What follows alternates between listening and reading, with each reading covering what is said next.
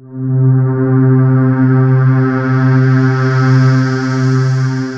I was a little kid, I loved playing with Legos. You got to build whatever your mind could create. And entrepreneurship's the same thing. You build what you want to build, and through this process of building all these amazing ideas, you change the world.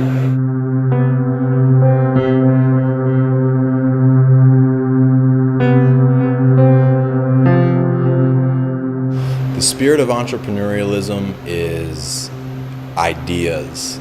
You get an idea and it's a intangible impulse, and then you bring together the people and the resources that you need to actually make that into something tangible and real.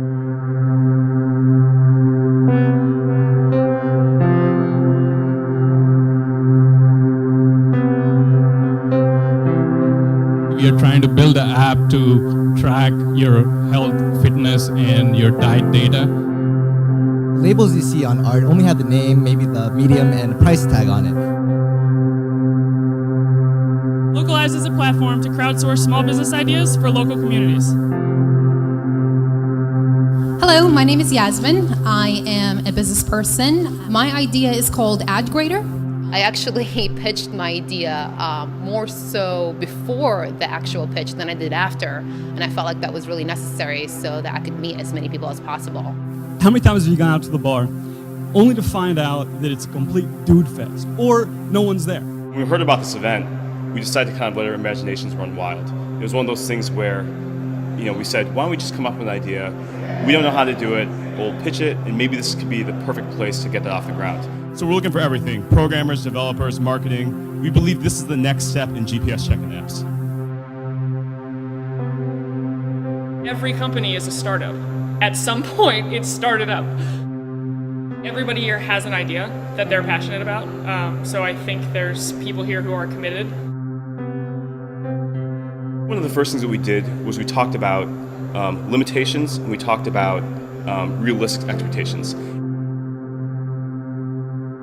We really were able to narrow down exactly what we wanted our product to be. Scope, everything. We started so big with all these ideas, with everything we wanted to accomplish, and said, what can be done by Sunday?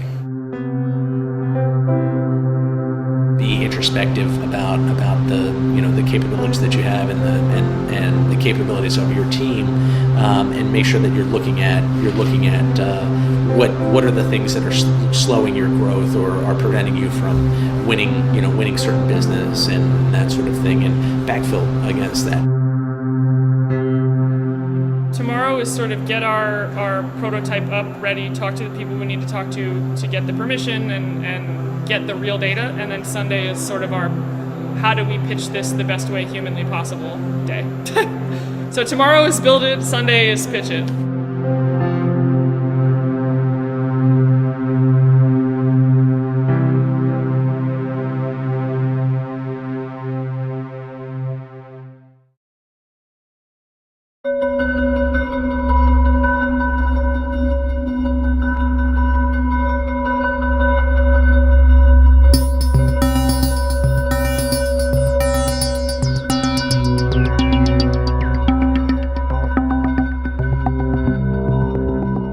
I think being an entrepreneur is knowing when to stand up for an idea that you know makes the difference in an idea, whether it's a good or a bad idea, and when to know when to compromise on something that really doesn't matter.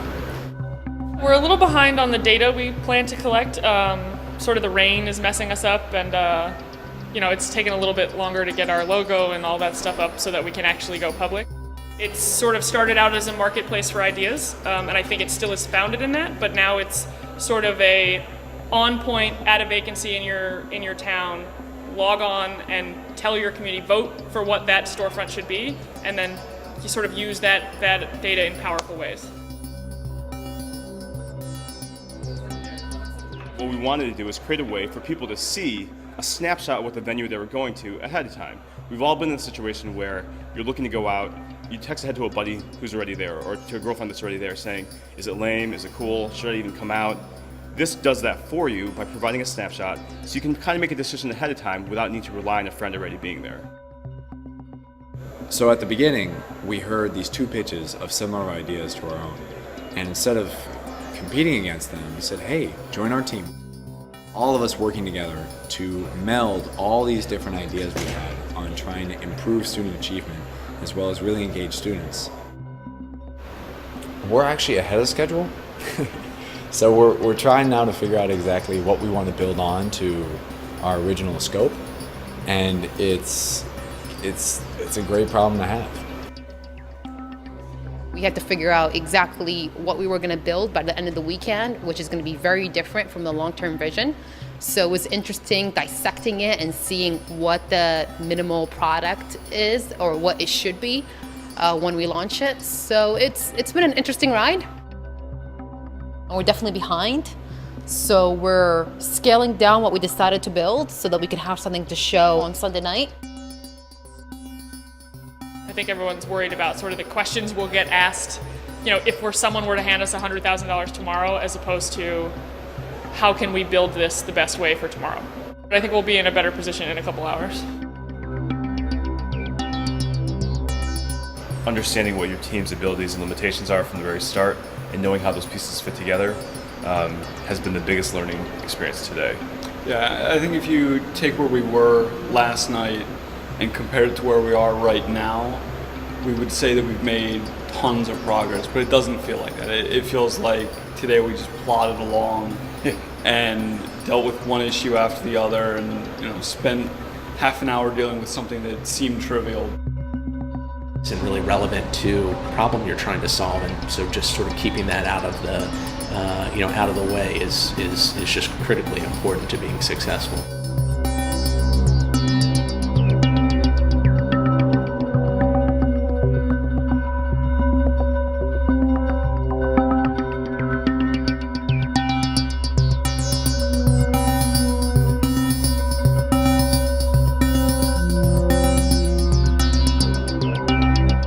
At the end of the second night, we have overcome our major hurdle, which is having something to demonstrate. And now it's just, how do we want to sell it? How do we want to make it look? How good can we get in the next 24 hours? It's going to work. There's not a doubt in my mind that come Sunday, we're going to have something to show for the 8+ people we have working on our team. I think we were able to do a good job of prioritizing on what we needed to focus on for tomorrow night. Because that's the whole goal. It's just to get something to show tomorrow night. I'm gonna stay and work on some last minute things organized for tomorrow so that we are ready to rock and roll tomorrow.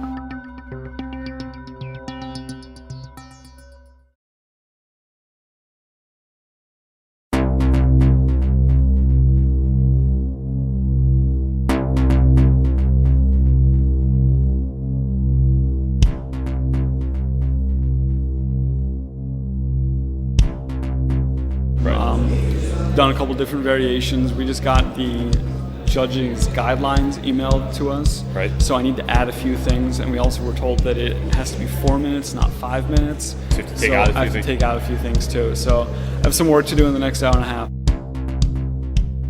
I was writing our pitch and practicing it diligently. It's been like slow motion insanity. We've been on track. We knew what we had to do coming in here. The biggest part of today is the pitch. Realistically, we get 4 minutes to sum up all the work we've done. And so everything we need is to perfection at this point, and now we just got to sell it. And we knew we had to do that coming in today, so. Everybody was working on getting the site up on the server. We're definitely doing everything at the last minute.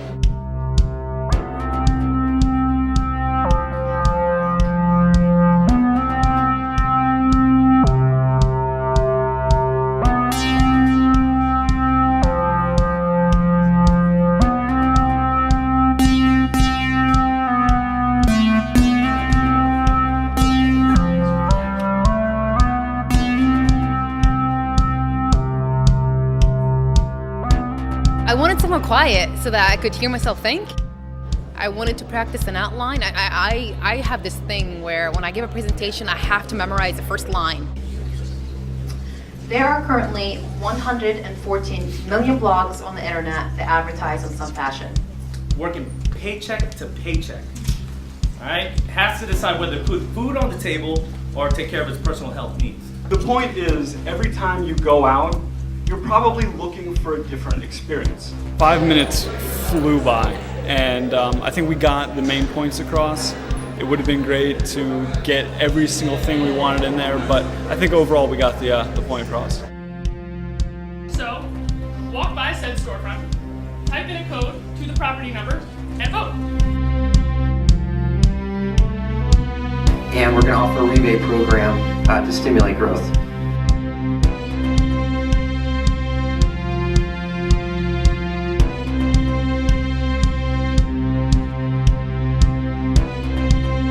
Let's go to where the students are. Let's go on Facebook.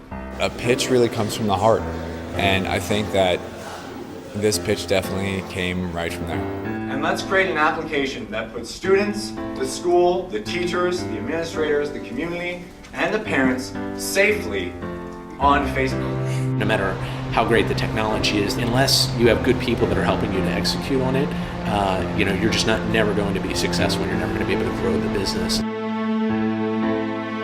The judges, they had this crazy metrics, they had charts and numbers, and then they brought in the heart factor, and there was a lot of discussion there. So from all the teams that they had, it actually turns out that third place, they couldn't get around it. There was a tie for third place, and the tie for third place went to Dapperly. Where's Dapperly?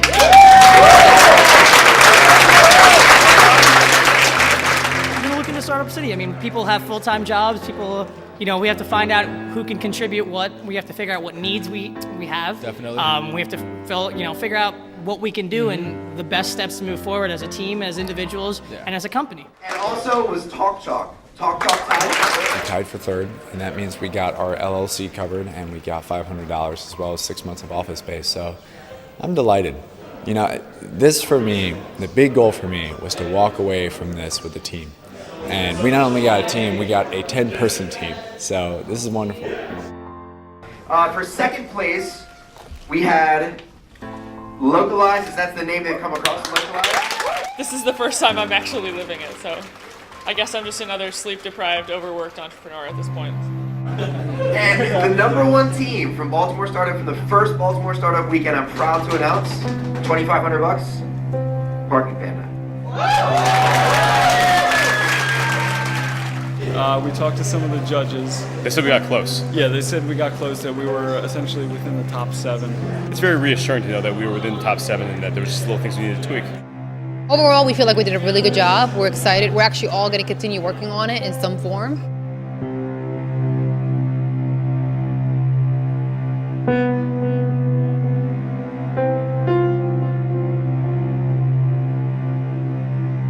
It could be described as an addiction. I won't stop, man. I'll just keep doing it. Anything that ills this world can be solved if only a small group of people dedicated come together to solve it.